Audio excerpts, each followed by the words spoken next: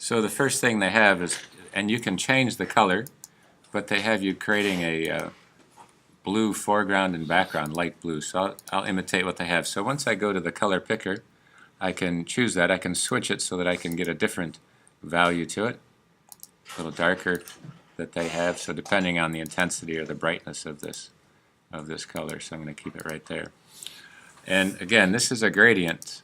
And remember, right now it's gradient is on foreground to transparent. I have a white background that's showing me the actual transparent pixels, so I'll just go above it. And when I do the gradient, foreground to transparent, it's set up to that, so I'm going to turn off the background just so you can see that that has the option. And you notice it's on this piece right here for the style. So I'm going to click in the gradient editor and go to foreground to transparent, or foreground to background. So now when I do this, you can see that it has this selection. If I hit Option Delete, it fills everything with the foreground color. Command Delete fills everything with the background. But you have these 5 different options to create. And this is what you want to kind of be somewhat familiar with as you start to illustrate these pieces. Okay? So the first one is the one that they choose. Holding it with the Shift key gives you the 90-degree angle of this piece coming across. Okay? The next step is just taking the text. So the text, as soon as you use the text tool, I'm going to reset this to foreground background, switch it to white in the foreground.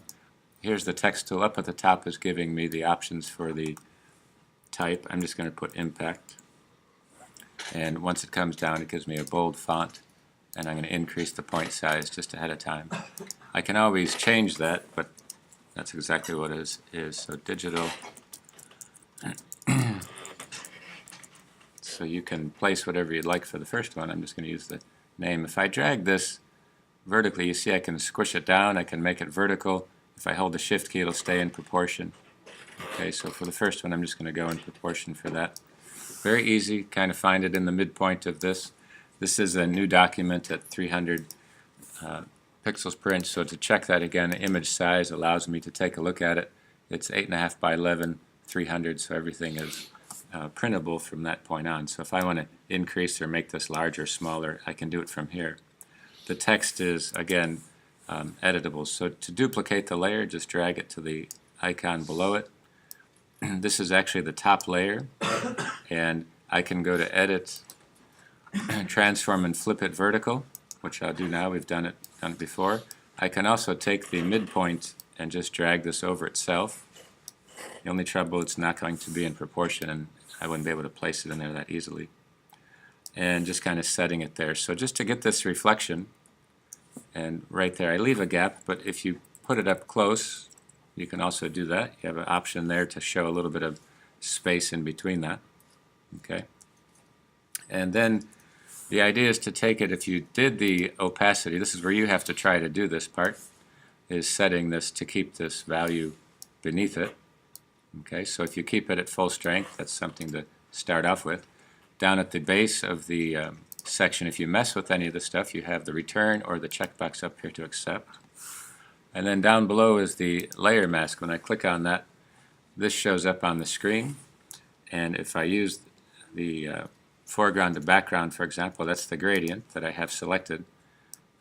Shift key to keep it straight is going to go to that distance. And you can see that it's doing the same thing. It's still at 100%, so you can tweak this a little bit to see if you want it lighter or softer. And basically that's what you have.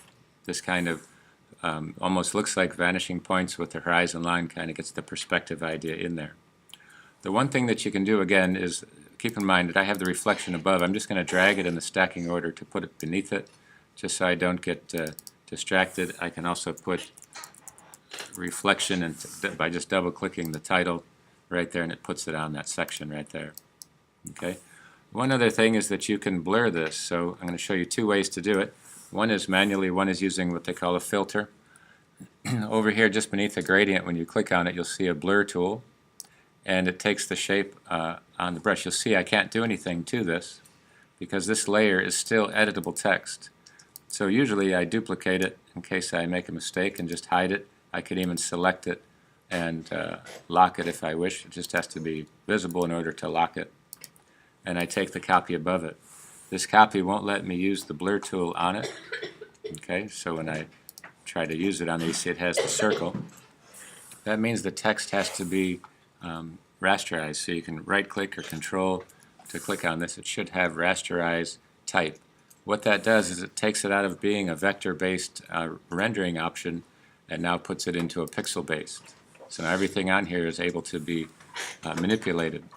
So this particular blur tool, when I hit the cap lock key, you'll see the circle for the diameter of the brush. Okay, up at the top gives me the shapes. If I click in the brush, I can choose all kinds, but here it is with a blurry shaped brush. And now I can select over this and it'll blur these edges. So as things get away from you in the distance, they get a little blurry. The other option is to use a filter, and when you go to blur under Gaussian blur, this takes place and you can kind of see how blurry this piece is with too much. It has 12 pixels on the radius. So as I minimize this down, I can get some blur. The only difficulty about this is that it blurs the entire image. So I'm going to blur some of it. Click OK. And like I said, as it goes further away from you, it gets a little more in the blurry stage. So I'm going to take what they call the Marquee Tool, rectangle, and I draw a selection around this part. When I take the Move tool, which is the selection tool, and I move this, you'll see that it takes it away pretty crisp. So I'm going to undo that and deselect it. And the reason is, when you have the option, you have a section up here where it says feather. This allows me to take just part of the image and it softens it. So I'll do just a section here. You can see it rounds off the edges. And now when I move this, you see it's kind of a blurry edge right there. So just demonstrating the tool, and then how I would use that blur is to take a rectangle marquee selection around about half of the letters. When I go back to the filter, the top shows me the latest filter that I used, and I can click on it, or go back to the Gaussian blur and reset it. I'm just going to hit blur, and then the tool that's right here is the selection tool. I can just move this whole selection down so it's just highlighting the tips of the bottom of this, and then do the same thing with the filter, Gaussian blur, and deselect. Okay, so that gives me this section there. What I'd like you then to do is to take the your logo and also the school logo and see if you can't set this up again by placing this section in here. So for example, here's two examples of the logo. These are on the share folder. Okay, and I can minimize these down a bit and place this one in the foreground. Hit return. Again, go through the same process. Here it is to duplicate it. Take the bottom layer, edit, go into transform, flip it vertical, and just drag it down. Make sure I have the right one. The copy comes on top, so I need to make sure I select the bottom and auto select layers not taken on. And just place it down below here.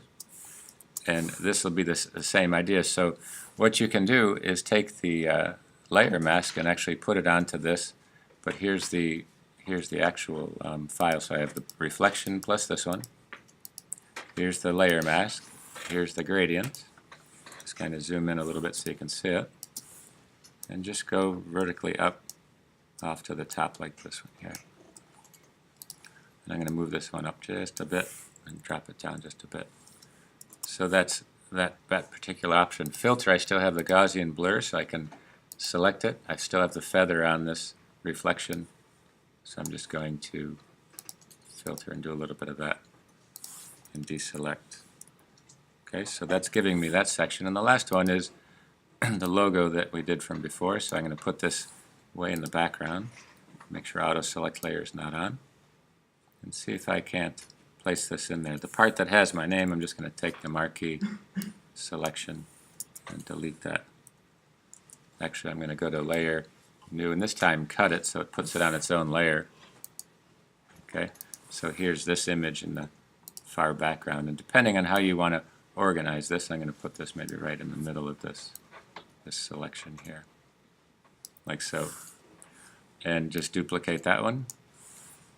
Take the bottom one, go to Edit, Transform, flip it vertical.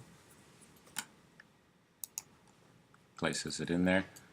It's still selected, so I can just drag it down. Hold the Shift key, hit Return, and now I have the same functionality for this one. So I'm just going to take the layer mask. I have all the gradients sitting there ready to go. And there it is. I can do this a couple times till I get just as much as I want taken out of there, and that sets that piece up. So it's kind of giving me this foreground, middle ground, background. If I want to move this to compose it, I have Polaris, for example, and I have the logo right here. I can select both layers, right-click or Command, and you can scroll down here and you can link these layers, so now they're linked together. So when I move one, the other one moves, so I can rearrange these or resize them, place them where I would like. Okay? So see if you can't put that together first, and then go ahead and add the logos afterwards.